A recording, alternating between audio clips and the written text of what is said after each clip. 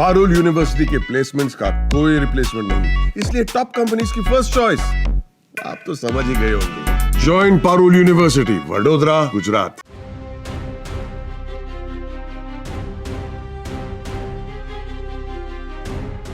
पहलगाम में हुए आतंकी हमले से जहां पूरी दुनिया हैरान है, इसने पीएम मोदी को भी हिला कर रख दिया है।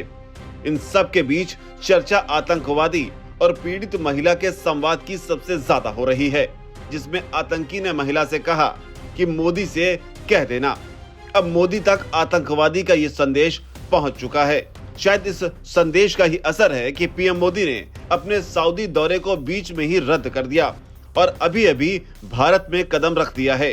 हालांकि जिन लोगों को नहीं पता, उन्हें बता दे कि आतंकवादी ने पहलगाम की खूबसूरत वादियों को जिस दौरान खून से लाल किया, उस दौरान उसका पीड़ित महिला के साथ एक संवाद भी हुआ, जिसमें बताया जाता है कि पति के मरने के बाद महिला ने आतंकी से कहा कि तुमने मेरे पति को मार दिया, मुझे भी मार दो।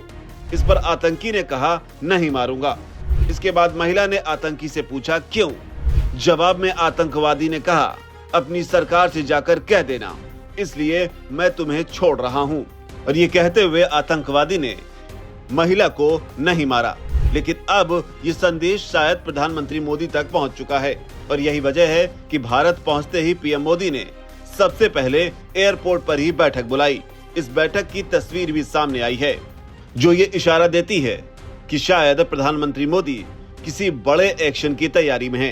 इस तस्वीर में प्रधानमंत्री मोदी के चेहरे का हाव भाव, वो दर्द साफ तौर पर नजर आ रहा है। दर्द के साथ गुस्से को भी देखा जा सकता है, जिसमें प्रधानमंत्री मोदी को इस हमले के बारे में एक एक जानकारी दी जा रही है। तस्वीर में आपको एनएसए यानी कि अजय डोभाल भी नजर आएंगे। इसके अलावा एस जयशंकर भी प्रधानमंत्री मोदी के साथ बैठकर ये सारी बातचीत को बेहद गौर से सुन रहे हैं। बताया जा रहा है इस बैठक में हमले की गंभीरता, अंतर्राष्ट्रीय प्रतिक्रिया और सुरक्षा रणनीतियों पर विस्तार से चर्चा की गई।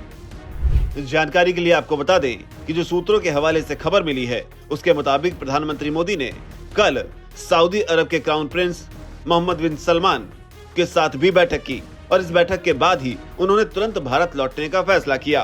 क्राउन प्रिंस के साथ पीएम मोदी का राजकीय भोज भी होना था, लेकिन मोदी ने उसमें भी हिस्सा नहीं लिया और रात करीब 8:45 बजे उड़ान भरी और सुबह सुबह ही आज दिल्ली पहुंचे हैं, जिसके बाद माना जा रहा है कि प्रधानमंत्री मोदी 28 लोगों की हुई मौत का बदला पाकिस्तान से ले सकते हैं, जिसके पीछे की एक नहीं कई वजह हैं।